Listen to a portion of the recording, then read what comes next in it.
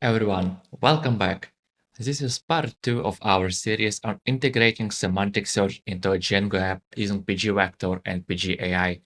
In the first video, we set up semantic search at the database level.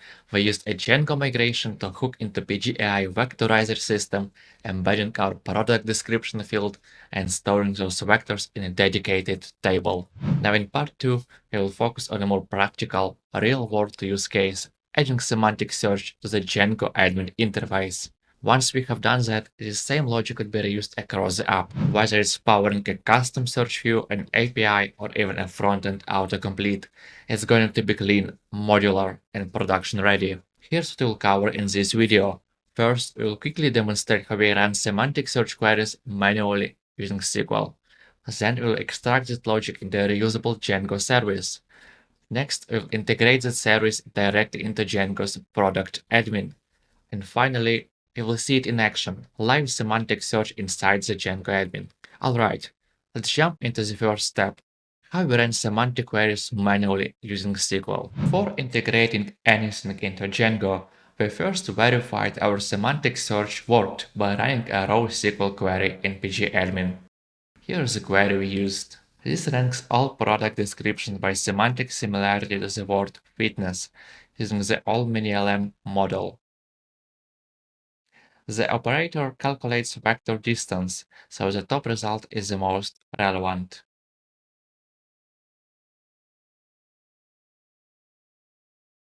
This worked well in SQL, so next we'll move that logic into a reusable Django service. With our SQL query working, the next step was to move this logic into a reusable service inside our Django project.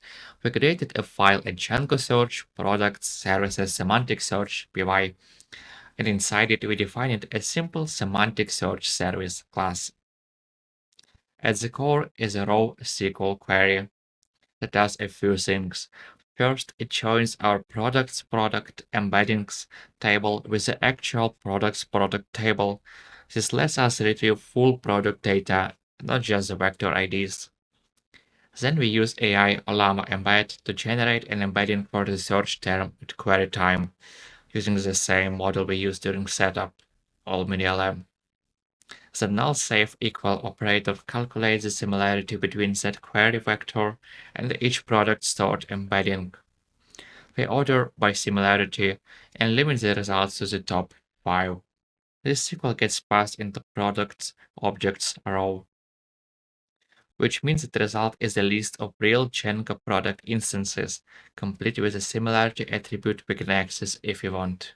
The entire service is just one method, search products, which takes a search query and returns semantically ranked results. Because it's wrapped in a class, we can easily reuse it across the admin views or APIs. Now let's move on to how we integrated this into Django admin. Now that we have our semantic search service ready, integrating it into Django admin is straightforward. We open up admin py and update the ProductAdmin class. The key method we are customizing here is the get search results. This is what Django uses internally when you type into the admin search bar. If the user enters a search term, we call our semantic search service search products method with that query. It returns a list of the top 5 matching products ranked by semantic similarity. We return those results directly, and Django takes care of displaying them in the admin interface. We still define search fields, which allows Django's default search to work as a fallback if needed, and we haven't touched anything else. This change is scoped, safe, and easy to maintain. So with just a few lines of code, we now added semantic search directly into the Django admin interface. Next, let's see it in action. I am in the Django admin inside the product section. Now I will type the word fitness into the search bar. As expected, the top result is a smartwatch, even though the word fitness might not appear exactly in the product name or description. That's the power of semantic search. It understands that a smartwatch is conceptually related to fitness, because of its features like step tracking, heart rate monitoring, or workout detection. So instead of relying on exact keyword matches, our admin search now returns results based on meaning and context.